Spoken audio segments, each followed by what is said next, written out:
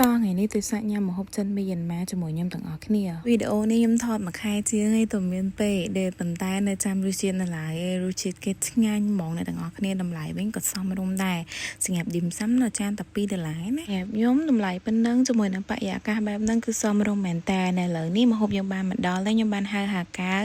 ឆ្អឹងជំនីសៀងខ្មៅសៀវម៉ៃ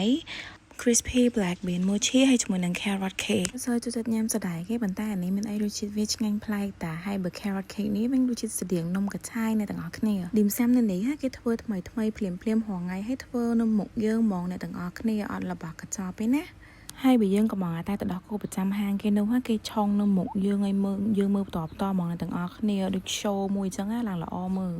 ហើយបើឆ្អឹងជំនីសៀងខ្មៅនេះវិញខ្ញុំចូលចិត្តញ៉ាំមែនតើអ្នកទាំងអស់គ្នារសជាតិវាឆ្ងាញ់សម្រាប់ខ្ញុំខ្ញុំចូលចិត្តបើហាកាវវិញទៅដល់កន្លែងណាក៏ខ្ញុំក៏មកដែរដោយសារតែ Snow Peak ខ្ញុំចូលចិត្តញ៉ាំវាឈប់ផងថ្ងៃនេះខ្ញុំញ៉ាំអីនៅ Old House by Oriental House នៅម្ដុំ